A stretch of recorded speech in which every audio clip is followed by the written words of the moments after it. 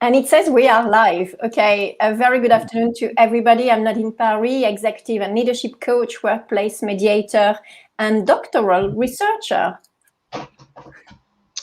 Hi, I'm David. I am a pastor of a church in Gloucestershire. I don't know what else I am. I'm also a dad. Yeah, I'm a guest here. So thank you for having me, everyone. Very well. Welcome to you, David. Yeah. Hi, I'm Jenny Ling. I'm a consultant primarily in education. I develop leaders and work alongside schools to help them improve. Hi everybody, my name is Jan Daines. I'm an education consultant doing some leadership support, some school improvement and a bit of inspection stuff. And I'm also a dad and I'm also very happy to be here. So thanks very much. That's a great introduction. Great. Thank you very much, everybody. Okay, so today we are going to be having a conversation around hope. And we worked on a title, and the title is Hope, the Thread That Binds Us Together, which is a lovely poetical title. I guess the words behind that was something quite personal for me, because I've started a PhD around hope, and I'm examining how hope is influencing the impact of a perceived difficult conversation in the world of business. And I thought I'd love to have a conversation about hope with lots of people and see what they are saying in view of what I am reading while I'm doing my lit review. And Jan suggested David, and we had a pre-chat with David, because every time we do a LinkedIn Live, we do a round table. We invite people to have a pre-chat with us. And David came and had lots to say. So we thought, let's just do it, you know? So let's start with the first question, which is, how can we define hope? Good question. Yeah. David, can you start us? Go on then. Yeah. All right, sure. I think hope's really, I think it's really difficult to define, and I think it's, is it something we feel? Is it something we do? Is it something we have? Is it all of those things? I was looking up some of the I suppose, so I come from a specific context on this, and in the Bible, which is, what as a pastor is kind of my my go-to book. There's a few different words for hope in ancient Hebrew and in Greek. And interestingly, the Greek word used in the Bible for hope is elpis. Elpis. That's it.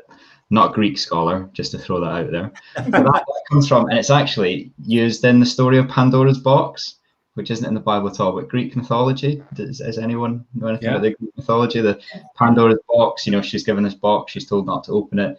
She does, because I think we'd all do that if we were given a box we were told not to open. And all of the badness comes out of the box, and the last thing left in the box is the personification of hope, this little butterfly called Elpis. And so it flies out and brushes Pandora with its wings, and Pandora's healed from all of the difficulty that's in her life now. And the idea behind that story is that what I took from it anyway is the idea that in the New Testament and in Greek thinking, hope is something that is active, something that happens to you, rather than something necessarily inbuilt and take on. I hadn't thought about that before. But I suppose my conclusion to your question of what's the definition of hope is, so I think it's something that's, it's having faith that something will happen. It's having a faith, that a certainty that something will happen. The other two words in the Bible for hope is yakal, which is just waiting, simply just waiting. That's a Hebrew word. And the other one is kavah, and kav means cord, so to pull on a cord. So to kavah is waiting with tension. So there's an emotion, there's a feeling, and an activity to it. But in all of those contexts where it's used, hope requires a response from us. So, and I suppose that's maybe where the difference between optimism and a way of seeing things. For us, hope, it requires an action from us. Does that make sense? So that's kind of where my head's been at with it. Probably not a full definition. But can I pick you up on the action? I love the way you've brought in the different cultures and the different beliefs about hope. And the difference is that hope requires an action from you. So what is the action that it requires? What do you, if I want hope, what do I have to do? What is that action? Yeah, okay. If you want hope, what do you have to do? I think hope. So, do you have to put your faith in something? Yeah, I think so. I think that's really the crux of it, isn't it? It's putting your faith in something. Now, whether that's, I suppose, so I would say I put my faith in God. That's where I get my hope from. But whether that's putting your faith in a probability, putting your faith in a historical event. So we hope that we can't guarantee the sun will rise tomorrow. None of us have a switch that will make it rise, but we all within us hope that it will rise, almost know that it will rise. But I think if we looked at it, really hope, because it's risen every day for the past however many days there are. My maths isn't that good. So, I think it's based on your faith in something. Now, whether that's your understanding, your perspective, a religious thing, a scientific thing, whatever it is, I think it requires faith behind it. Yeah. I mean, the probability thing is a really interesting idea, isn't it? So we're pretty certain that the sun will rise tomorrow. So our hope is founded on something that is we know is pretty much going to happen. I don't necessarily agree with the fact that we know, because when I'm doing my research, I agree that it's related to an estimation of probabilities, but we can be conscious and unconscious about it. Because here we've chosen the example of the weather, so that's an easy example. Okay, but I think sometimes we can be unconscious of the probability. It just comes, but we can't really explain it, and we are choosing the odds to be in our favor. Yeah. That's how I see things. To pick up on Jenny's point about actions, I was actually doing, because Thursday is the day when I do my lit review, and today there was something quite interesting that I read about methodology. And one of the things that I want to do is I want to ask people, when I give them the word hope, I want them to name other words that they can think about. Just to understand how it's linked to action, how it's linked to emotions, how it's linked to morale, optimism or whatever, to just get an idea about what it means for people, because it may mean different things and people may associate hopes with different ideas.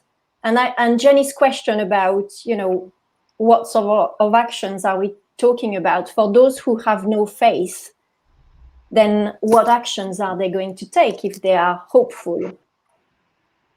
And do you have to have faith, either religious or some other faith in something or someone, to feel hope? Because it's not, is it something that's inextricably linked with something else? Yeah. So is hope linked to a faith? Is it linked to the fact that somebody will do something? Is it linked to the fact that the sun will rise? Is it kind of, do you understand what I'm saying? Well, do you want me to respond to this? Well, not respond, contribute, David, while you think, or are you ready to go? No, you go for it. Well, because one of the questions that we've asked we've posed is faith, optimism. Are they the same thing? Are they different? And I think that what we've just been talking about in the last few minutes is the nub of the difference. That I think optimism is an attitude, a frame of mind. So you can choose to be optimistic. Hope I think, on the other hand, is based on something. It's based on we've used the word faith before. It's based on, we've used the word probability. It's based on a knowledge. So it's not so much an attitude. Is that there's kind of a bit of intelligence, whether it's subconscious intelligence or conscious weighing up of the probabilities, and however that information comes to you. It's based on that. It's a bit more firmly rooted than a attitude that you can just have. I agree. I think optimism is more general, whereas hope is more focused on a specific aspect, and hope is always linked to goals and pathways to something specific. Yeah. Okay. Yeah, essentially, I think, and just to add to that, I think hope takes in a broader picture than optimism, maybe. So I would say optimism is seeing the positive or the best in the circumstances, whereas I think hope can or cannot be related to circumstance. So you can see people with dreadful circumstances who still have bucket loads of hope. Yeah. And the same, you can see people with brilliant circumstances who have bucket loads of hope. But I think optimism is looking around and almost ignoring some of the obstacles and looking only at the positives. Whereas I would say hope is looking around and looking at both all of the obstacles and the end goal and the positives and going, I have faith, I have a certainty, I have whatever word you want to put in there that I can get to that goal. So I think there's a subtle difference. I think it's quite an important difference, though. When you say circumstances, what do you mean by that? Well, I was thinking just kind of life circumstances. So I don't know what would come to mind. So an example that I was reading his book this morning, guy George Muller. Does George Muller ring a bell? So he founded one of the first, I think possibly the first orphanage in the UK in Bristol. And he kind of, he at many points was completely penniless. Social services would have closed them down for lack of funding, and it wouldn't have happened today. But he was taking kids off the street and kids who would have had to go into work age 6 and upwards. This is obviously very historical, and one thing that I took from him was he was just constantly hopeful through the whole thing, hopeful that funding would come in, hopeful that these children's lives would be turned around, hopeful that he would work with families to nurture and develop their skills in parenting that they'd not had given to them. He was just constantly hopeful, but the circumstances in which he operated, financially, the people that he worked with, their situations were just all, you can imagine, kind of think, 200 or 300 years ago, inner city Bristol, poverty, but he was just constantly hopeful that, I suppose, like one of the questions that we posted up, that everything will be okay. So I suppose that's what I meant by circumstances. So it could be your financial circumstances, your emotional circumstances, your work circumstances, any of that stuff. You look around, assess the lie of the land, and go, okay, there's a very steep hill coming up, but I am really hopeful that I'll get to the top of it. Whereas an optimist might say, there's a really steep slope coming up. I'm going to get a really good cardio workout here. Yeah. Does that make sense? Is that?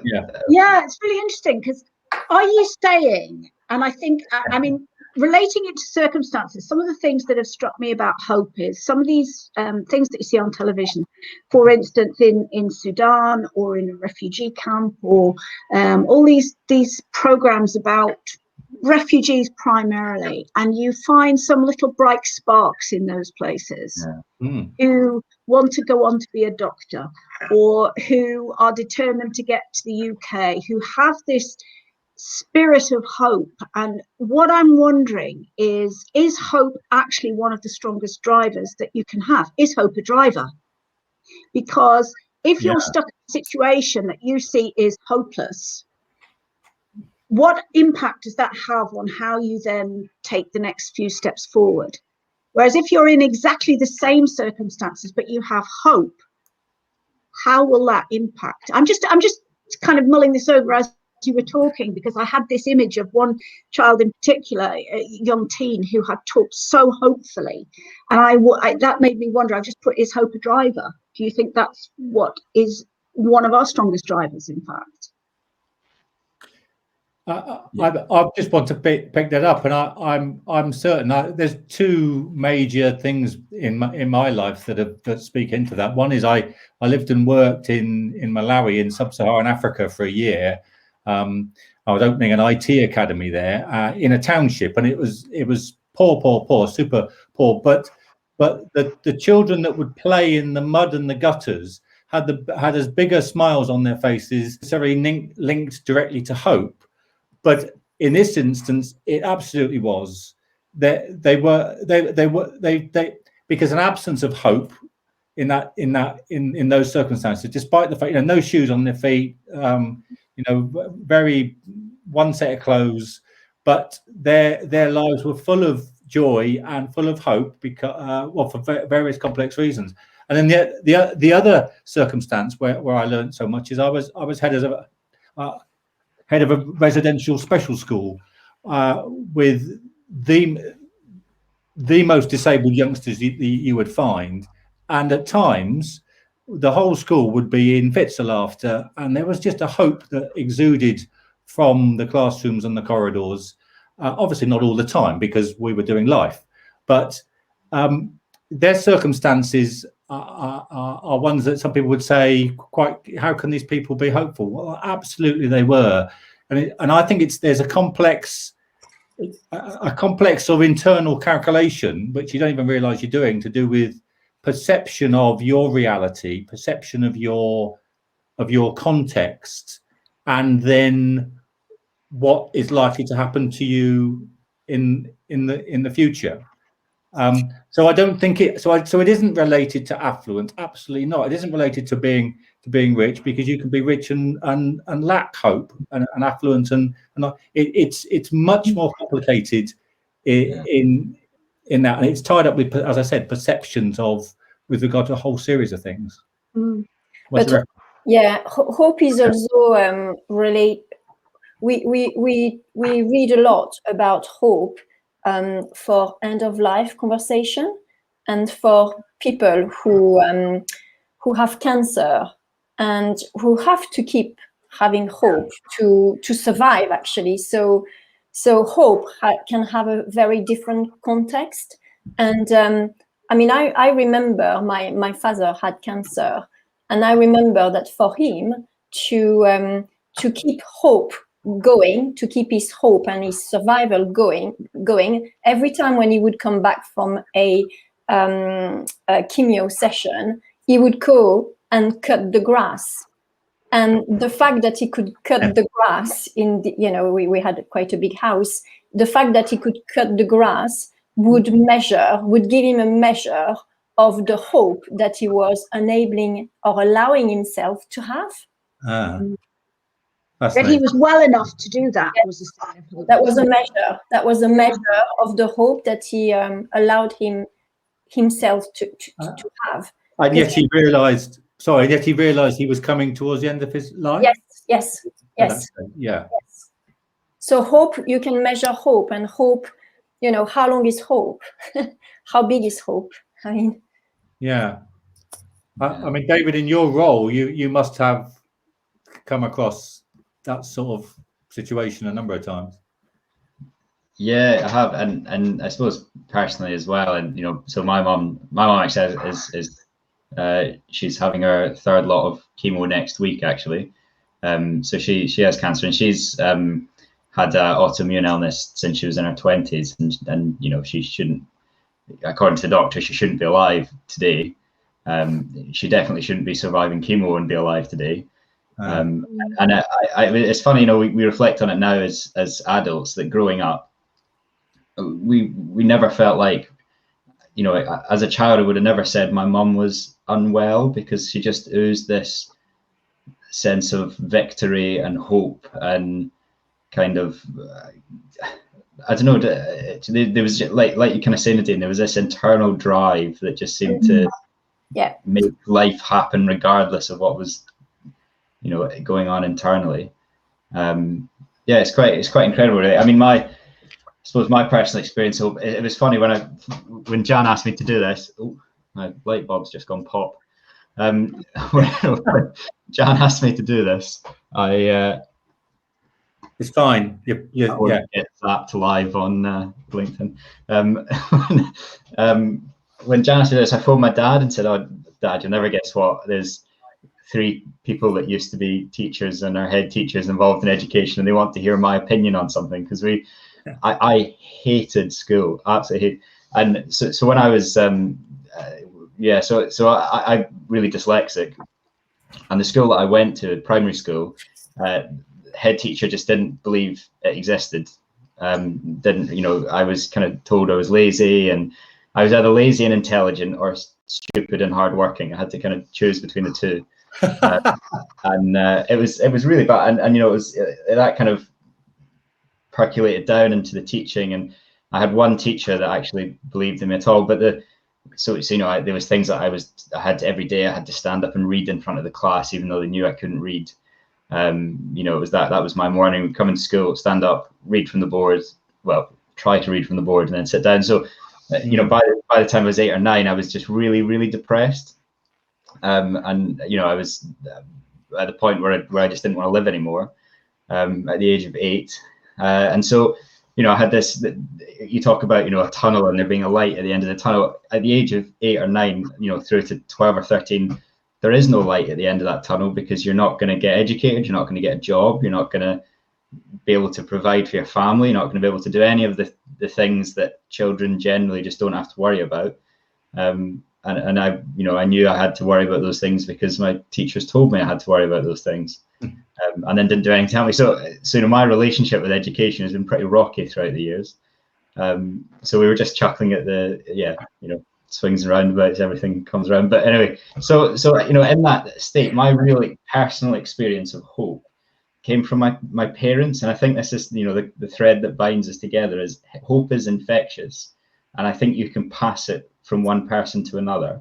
In the sense of, so my parents are both Christians, and they had faith. So I suppose the bottom line of Christian faith is actually similar to one of the questions that was asked, is you know, what would you do right now if you knew everything was going to be okay? And kind of the basis of Christian faith is having faith and knowledge, or faith, a belief that everything will be okay in the end.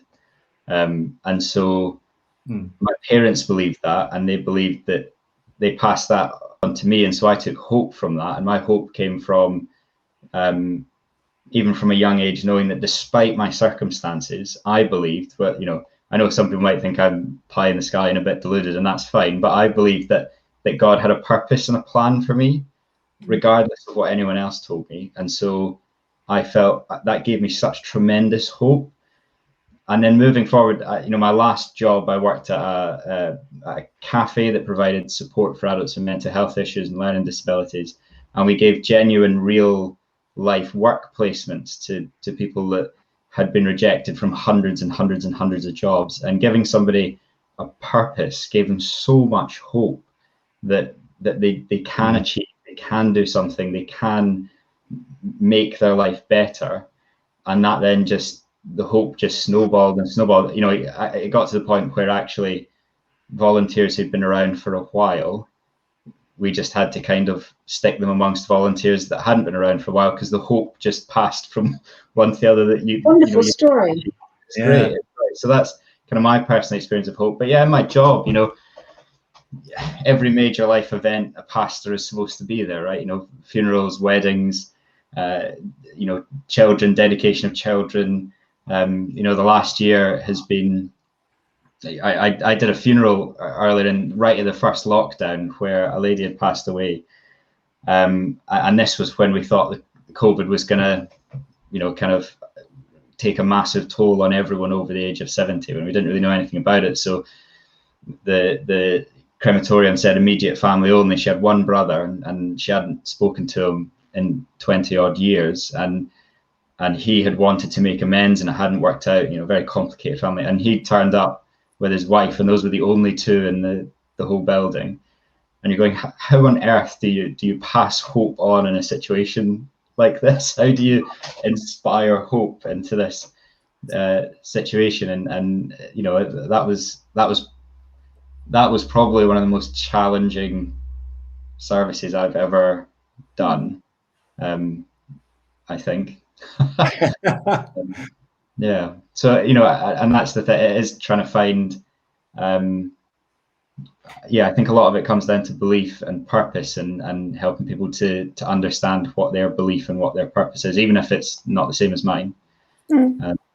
That's kind of what it is. I've worked for a while now, so sorry, I'll let. No, David, no, it's absolutely fascinating. I wanted to say that it connects with a number of these sessions. We've come around to purpose and how important it is to have a purpose and the things that then derive from that. But I just wanted to come in. We've had 3 comments from 2 people. The first one is someone who right early on says, interesting conversation. So I can't see who you are because you're down as a LinkedIn user, but thank you. I think I'm finding it really interesting. And then someone that we all know really well, David, you won't go, a friend of ours, Ian Purnell, great guy, who says, David, your testimony is great.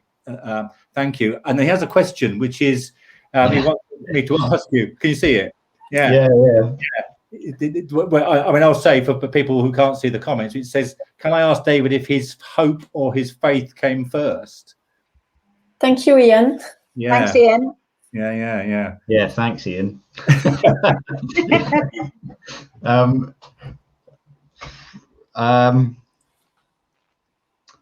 I would say my hope came first, I think.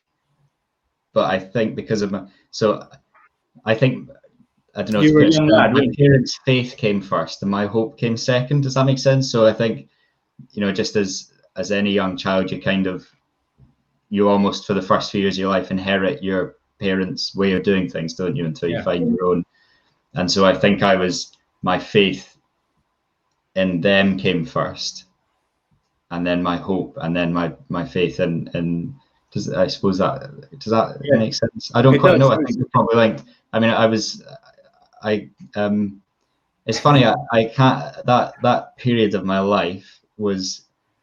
I know we've just talked about children in refugee camps. So I think I had it pretty easy compared. But that period of my life was so difficult for me. I really struggled to kind of think back and actually think of anything I felt other than sadness and hope, which sounds a bit depressing, but that partly because I was so young, but also just I mean, I've not got the best memory anyway, but I think that I'm not sure I can answer that question honestly, Ian. Sorry. Can I just pick up on something that you said, David, because I think my heart's sitting here bleeding for what you're saying about schools. And actually, it's a particular bugbear of mine that schools aren't able to see the different needs of the children within the schools, and it's not all about academia.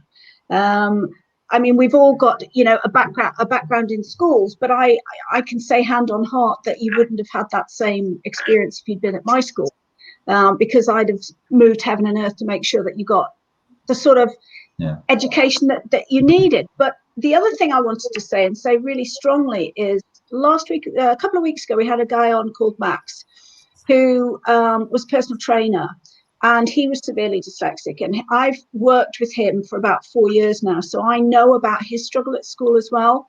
And you and he are the most inspiring role models for boys in particular, because I think they struggle with this a little bit more than girls, but for people for whom school doesn't.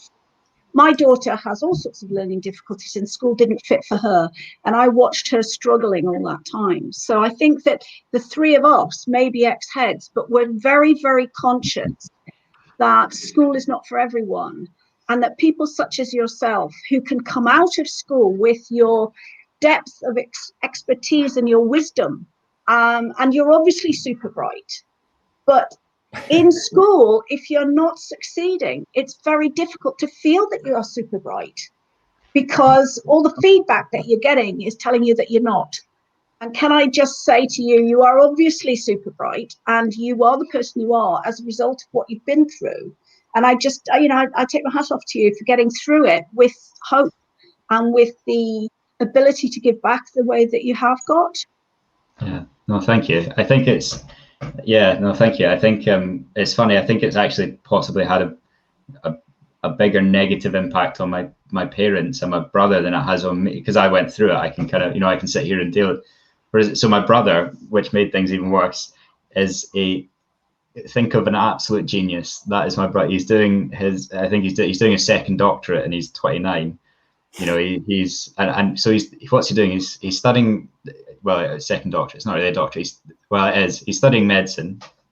He is writing lectures for the dental lecturers at university. He's delivering vaccines and as in giving vaccines, and he designs websites on the side for a hobby. Like, that's the kind of guy he is, right? So I followed him through school, and actually he really struggled because of what, emotionally, because of what happened to me and his sense of unfairness in the whole thing.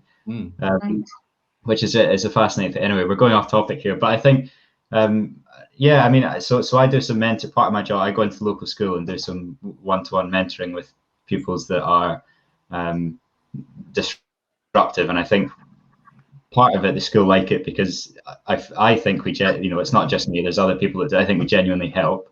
But every now and then I wonder if it's because the teacher quite likes half an hour break from people we see. I have a question actually about what you're just saying. So you go into school and you do some mentoring. So how do you speak the language of hope to those kids? Good question. Yeah. So I just talk about my experience. That's really what I do. First of all, I try and put myself in their shoes, which is relatively easy for me. I mean, especially the young guys, right? I think one of the things that, what was it? Somebody asked me the other day, I got something, I did a punctuation thing incorrectly on something I was writing, and somebody said, jokingly, they said, did they not teach you that at school? And I went, well, all I learned at school was how to cheat and fight. That was pretty much it.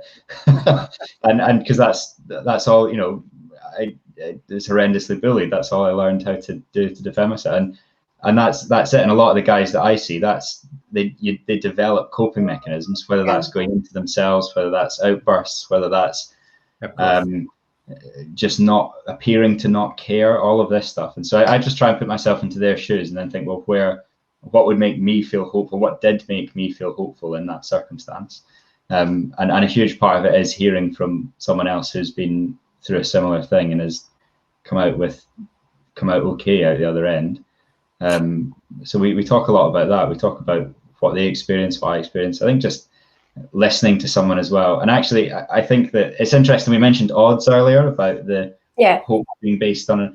I think sometimes we get more hope from somebody beating the odds. I was thinking the other day of Captain Tom, the hero walked around his garden. He did something that was against the odds for somebody his age bracket with his history and what he'd done, and it lifted the whole country. It gave the whole country hope that we still have that kind of what we would hark back to, that British wartime resilience and stickability and community and coming together. He kind of gave us, hark back to that and gave us that hope. And it was completely against the odds that he would achieve what he set out to achieve. So I think beating the odds is a hope. Maybe I'm off piece. Yeah. So I'm interested in the work that you do with those students, but also in the work that you do for the community as a pastor. So, talking about the language of hope, do you talk the same language of hope when you are talking to the students and when you're talking to the community, or is it a different language of hope? I think it's probably the same message packaged differently. Is probably what it is. I would say, I mean, a lot of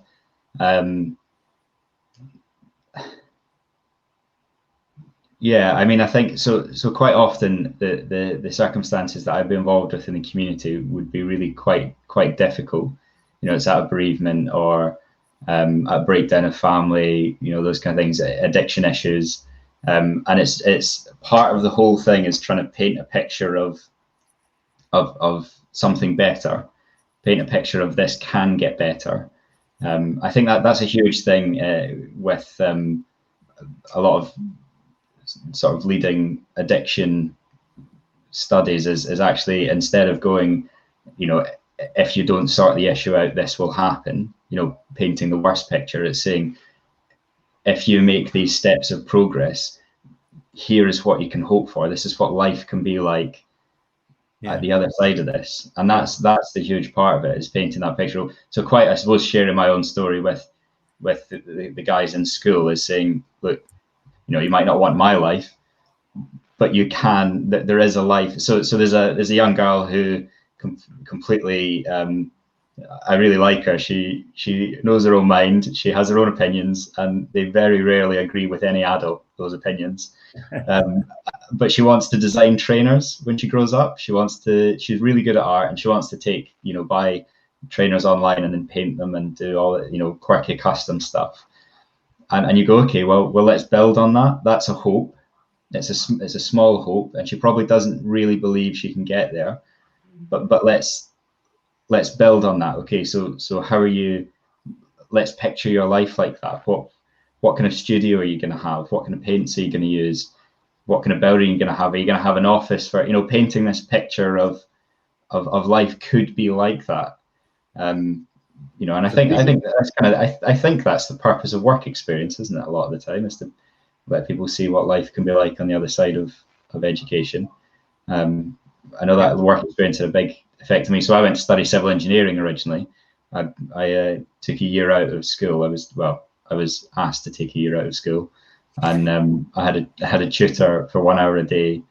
And within a year, you know, so I was about 11, couldn't really read, couldn't write really at all. Maths was non-existent, and within a year, you know, that was all. I was reading books and stuff. So, you know, it was just that one-to-one teaching that I needed, and ended up somehow going to. So there was a school in the local schools. My mum and dad kind of lost faith in them, and so they sent me to a private school in Glasgow, and I had an entrance exam. And bearing in mind I'd learned to read about a few months before and write a few months before, I don't think there was much hope that I would manage to get through. But I wrote about, and again, where my hope came from, inspiration, I wrote about Sir Steve Redgrave, the rower, who was dyslexic and achieved, and I wrote about him and how he was a hero. And I can't remember the criteria, but I got in, and that was kind of it. So I went to do civil engineering originally, and that was based on, I'd done some work experience with a civil engineer and thought, this is a great, you know, the work itself, yeah, it might not be overly exciting, but being able to create something and be a part of making something and create, you know, putting the meat on the bones of a building just was huge. I thought that was really, really cool. So I did that, and so somebody who's lost a loved one, it's kind of painting a picture of what life could be like in the future. What you know, how are you gonna, I don't know, you got to tread a really careful line, don't you? And it all takes time, and in a relationship, because people need to grieve and go through a period of mourning. Yeah. But it's eventually being able to say, look, let's get some routine in that will start to put some structure into your life that then gives you hope that life can go on, that you can reinvent yourself, or not reinvent yourself. You can be who you are, and so you know, I think it's painting a picture of allowing giving other people the tools to paint a picture. Can I ask a question here, because I know that a lot of people have suffered a loss this year. So how do you give hope to people? You know, when somebody loses somebody in their life, how do you give them hope? I mean, you were talking about painting a picture of the future eventually, which is kind of is one way, isn't it? I think part of it's working out what. I suppose it depends on what state of mind they're in, really. But I think it's partly working out what they want or what they need, and helping them to not necessarily see how to get there, because I think that they need to come up with that themselves. You can facilitate that and support them to do that, but I think it's working out what they need or what they want, and then giving them the belief that they can get there. We talked about hope being based on faith, and so giving them faith in themselves, or faith in their own belief structure, their own religion, their own understanding of life to get there. Yeah, I mean that's one of the difficulties, particularly sudden loss or loss like people would have experienced this year. You know, particularly with the virus, it's so random. Yeah. That quite often our whole view of life can just be pulled out from underneath us because of it. It completely disrupts everything, and so it's part of it is that part of it is hope. I think you can hope on someone else's behalf.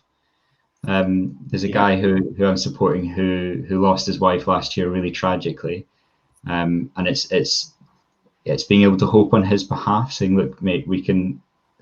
This is I really believe, and I really have faith, and therefore hope that you will be able to do this small thing. You know, you will be able to get up and go to the shop next week. You know, that's how paralyzing the grief is. You know, you will be able to go back to work. You will be able, and not kind of pie in the sky optimism, but actually with evidence and understanding and going, you know, and that comes with experience, doesn't it, really? I'm fairly inexperienced as a pastor. I see guys, you know, 30, 40 years into this who have, you know, story upon story upon story of how people have come out of grief, and it's been hope that's dragged them out of there. So yeah, does that answer it? I realize I'm not. I don't know. I mean, I don't think that there is an answer. Although, you know, it's very personal to people. So I'm just very interested, and I'm, you know, through this LinkedIn Live, I'm just trying to help people as well.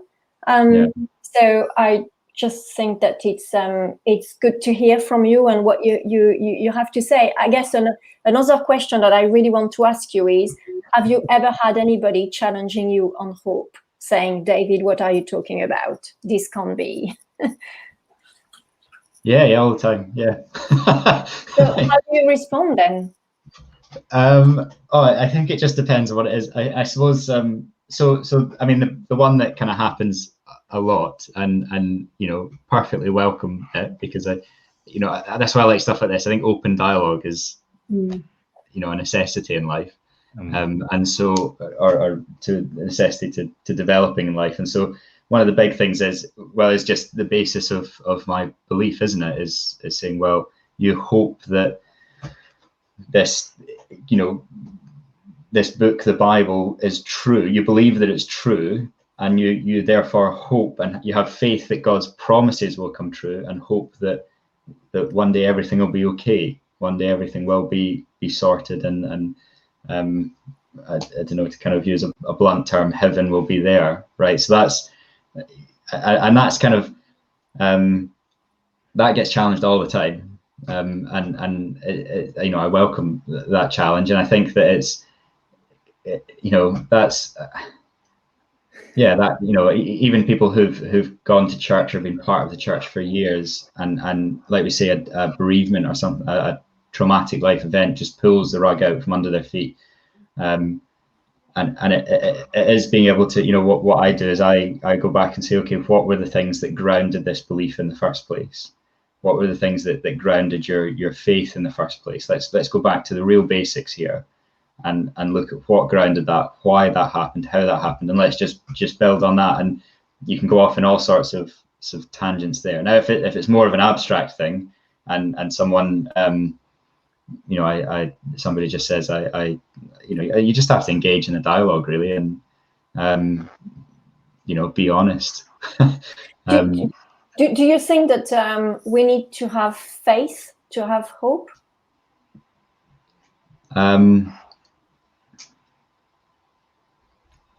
I think faith in something. Yeah. We talked about, didn't we, that it, you know, a lot of people have faith in God, but other people have faith in other people, or even, you know, faith in yourself. But we talked at the beginning about it being linked, always being linked to something, didn't we? And that's how it became a driver. But just to reflect on what you're saying, David, I think what's struck me so strongly whilst you've been talking is what a powerful word hopeless is. Yeah. Because if you haven't got any hope, and you haven't got hope as a driver, what a really, really bad place hopeless is. Yeah. I'd never really thought of it as a particularly strong word or strong concept. So maybe we should teach hope then in schools, Jenny. I'm thinking back. Do we already do that, but not call it that? We don't call it that specifically, but I think that a lot of what we do in schools is about creating the drivers for the future, isn't it? Yeah, we don't. But maybe it should be more specific. Yeah, yeah. Maybe make it explicit. Yeah. I can see it work in all our contexts. Yeah. I absolutely think that. My response to that question would be, well, of course, what's happening in schools, in good schools, is that all the components to develop hope are there. But maybe the bit that is missing, where it doesn't shine through, is that bit making it explicit. And it's interesting. My wife Lindy is a primary teacher, and she spends a lot of her time teaching children how to play.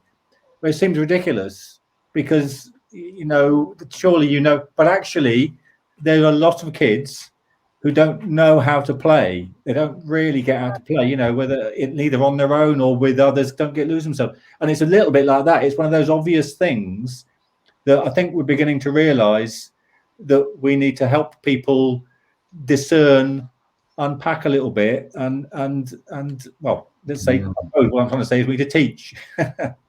Yeah, I just think of the two teachers. So when I was in secondary school, two teachers that really stood out to me. And one of them was an English teacher who was the grumpiest guy you'd ever meet. But the thing that I loved about him was if you worked hard, he loved you. I know a teacher shouldn't treat pupils differently, etc. But he was kind of your really old school, kind of bit of a maverick. And he really didn't like it when somebody was clearly very intelligent but just could not care less and didn't want to work. And so I appreciate that because I worked hard. Never really got a good grade in English, but I worked hard. And but he, the thing that made me want to work hard was the fact that he had faith in me. He had faith in the fact that I would go away and work hard. Yeah. And it's interesting, that faith thing. It might not be you having faith, but it might be someone else having faith in you that gives you hope. Yeah. Yeah. That's why the whole teaching vocation is so absolutely crucial. And as a teacher, if you haven't realized that just because of who you are as a teacher, you're in that position, then that's so dangerous, you know, because there's just a massive influence that you have, and without even trying to do anything about it, you've got all these little faces looking up at you. And I just pick up something that I wanted to say earlier with regard to parents. Something that I think it came out of Ian's question, which came first, hope or faith, and your answer to that was really interesting, David, because you talked about your parents' faith then gave you hope, which then led to your faith. I think that's basically a summary of what you said. Yeah. And of course we've learned from what you've said that you were very young. You were only 8 and to me what that just underlines is how crucial those early years of life are for every child. Doesn't matter if you're a child of from an affluent home or not. It's that those early years absolutely have to be with the right input, and parents have got a massive because those are the biggest. I'm who I am because I tried to copy my dad. That's who I learned from, and and my mum a little bit, but my dad was a boy, so I copied him. Etc. And that's what happens, isn't it? And as you go up through life, and you realise these other people that have influence, and you can copy, and you want to be like. and they have a bit more of the kind of the balance switches. But in those early years, parents have a massive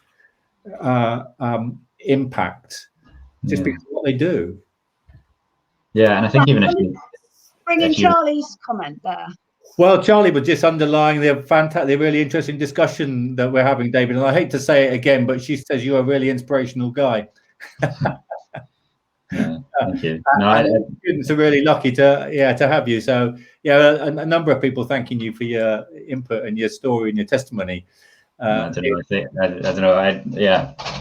Thanks, Jan. You know that would make me feel awkward. Someone calling me. Yeah, I know. That's why I said it. I'll do it. We're all inspirational. It's just some of us are arrogant enough to talk about it. But I think I mean, just to come back, I think Jenny was saying about being in a situation of hopelessness. So I the coffee shop that I managed or worked at and then was manager of we had a mental health drop-in. So from 6 p.m. to 11 p.m. in the evening, anyone in any condition with any diagnosis could just come in for a free coffee and a chat.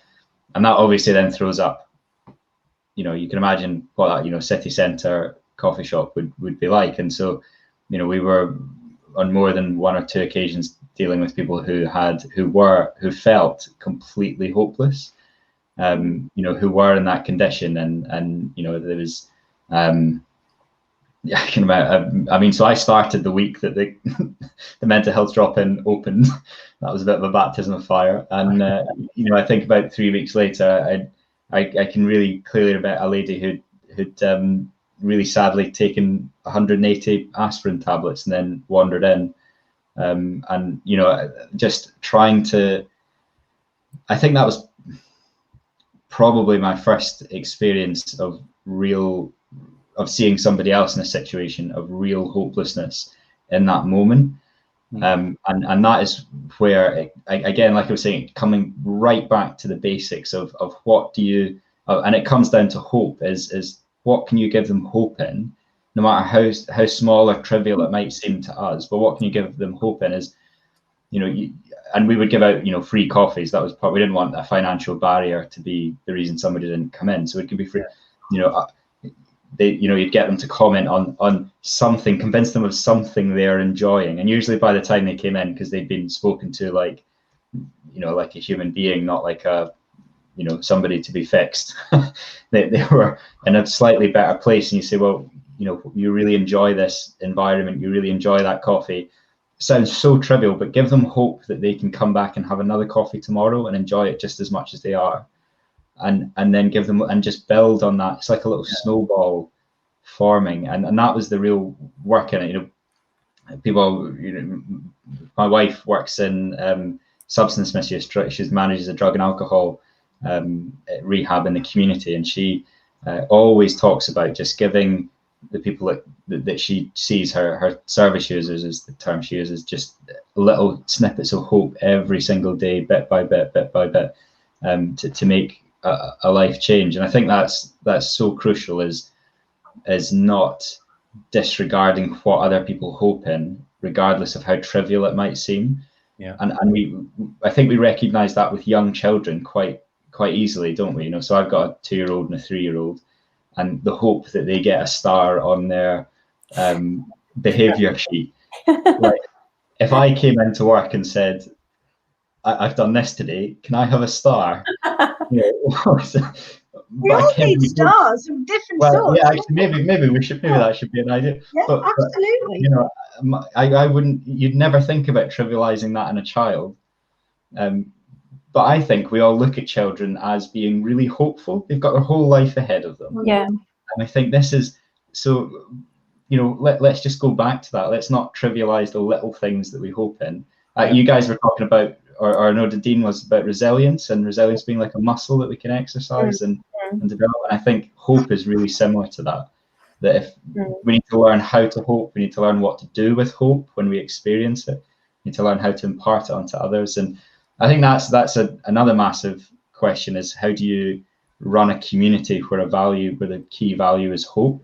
It's easy enough for me to hope for one thing, but to get 100 people to hope for the same thing, that's another kettle of fish. But I think what you said is really powerful, because it's really had resonance with me, because I've always thought of hope like visioning.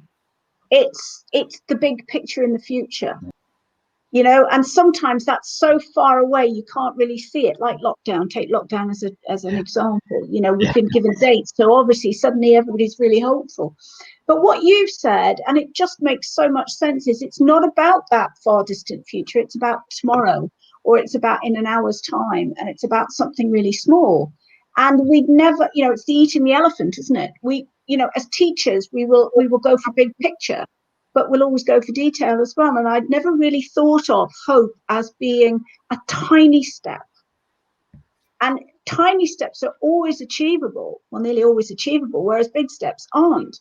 And I think I've got tied up with the thought that hope is something visionary in the far distant future, but it's not. It's actually about the next step that you're going to take, isn't it? Well, it is. That's what you were saying. Well, it is that as well, isn't it? It is that thing for in the future. We can hope for something that's a way away, but it's also being able to, for the right people, hope that you'll be welcome to a cup of coffee next time it'll be thrown out on your ear. Hope has different dimensions. Yeah, there is small hope and there is bigger hope. But talking about what David was saying about this, you know, about hopeless, as you know, we were talking about hopeless, and if things are hopeless, then a big vision isn't going to do you any good, really, is it? No, exactly. It's about getting something that it's smart, achievable, realistic, and timed, isn't it? It's all about, you know, it's doing the stuff that we think about every day, but actually building that into your. I really appreciate that. I will remember that concept of those little steps. I think it's really powerful. I think, Jenny, that hope is very personal as well, because for some people it might be the big thing. For some people it might be less big. It just depends what works for you to some extent. And it's finding that. Finding that. Yeah. Yes, absolutely. Yeah. And the other but I'd only thought of the way that it works for me. Yeah. And I hadn't really thought of those small steps. So thank you, David. That's really. And you've got a star, David. Ian. For this afternoon, because he's uplifted by your comments. Which is well, if we run off of our rules, I need to get another 9 before I can get a treat. So it's a start. I'll give you 3 each then. Yeah. There is one more I'd like to value it. There is one more point that I want to make, is that we talked a lot about hope being ideas that we put into words in verbal communication, but hope isn't always part of verbal communication. Hope can be, part of the way that we look at people, the smile that we give. You know, when you said at the very beginning, the weight, we don't have to fill in the time with words when we want to give hope. It can be done in a different way as well. Because giving people a time to wait. We talked about death, right? And giving time, as you said yourself, David, people time to grieve and to accept and to give them the space. And in that space, they can start hoping again. But that space doesn't have to be filled in with words, and it can be filled in with silence. Yeah, completely. Silence as well. Yeah. Yes, or actions or responses. Yeah, preparation. I mean, the one thing we haven't talked about is hope in having kids, right? During pregnancy, I think we've got 2 little ones that, it seems like yesterday that we didn't. But and it is that expectation. It's waiting with expectation, isn't it? And during that time, you prepare yourself. So there's, I think hope takes loads of different forms and what was the word you used? It's it's dimension, or it's multidimensional, I think was the word. It's David, we have about a minute left. What would be your final message to the 706 million users? I don't know. I think so. Very much from my perspective, I think from my perspective, I would say the Bible has more to say on hope than I do. And the place where hope is used most is in the Psalms. it's all about emotion and hope and looking ahead. And so go there. Read the Psalms. Yeah, that would be my, even if you don't have any religious belief at all, as a historical book of poetry, really interesting on hope. Anyway, sorry, I've gone over the 20 seconds. No, that's fine. Jenny and Jan, do you want to say anything as a final message, or? Well, it feels like we're just scratched the surface. I mean, the thing which I was hoping we might get to would be the whole idea of community and building hope within a community. And I thought we were going to get there with regard when you brought up the amazing stuff that Captain Tom did, because he not just a community, but he kind of got a nation turned around, didn't he, and installed hope there. And there's definitely something interesting there. I don't know what it is, but I wish I knew. I'm involved in a community project at the minute, and I'd like to be able to do that. No, David, it's been fantastic. It's been really inspiring. Absolutely. Actually, hearing what you've got to say. Yeah, brilliant. I would say, wouldn't I, because I invited you, but you know what I mean. Jenny, do you want to? I've just so enjoyed hearing, David, your story and the person that you've become as a result of that story, which I think is inspirational. So thanks to you, and to Jan for talent spotting, as you might call it. No, it's been great. Thanks, David. Oh, thank you. Jan, do you want to mention Emma Stratford? Well, Emma Stratford has just come in late. Emma, where have you been? I mean, I don't know. How can you possibly have missed the early part of this, Emma? I don't know. But it will. We do make this available afterwards on LinkedIn, and also if you go to Nadine's website, if you go to YouTube actually and search for Nadine, you can get all of these on there as well. So, but Emma's point is, I think that hope is what connects us all, which is a very uplifting Connecting place actually. Yeah. Well, Great. thank you very much, everybody. It's been a fantastic conversation, and I think we could carry on for hours. Really enjoyed it. But we need to let you go, David, because you're the father of 2 young children who presumably are behind the door waiting for you. But thanks so much, David. And we look forward to you coming back. We do. Yeah, that's fine. Yeah. Good. Yeah, no, I'd love to come back. Yeah, I like to talk. We have hope that you will Yes. see. Yeah. No, I'd be welcome. Okay, Thank you. so wishing you a very good evening, and thank you very much, everybody. Yeah, thanks everybody. And for Bye. listening Bye-bye. on the replay. Thank you very much. Wow.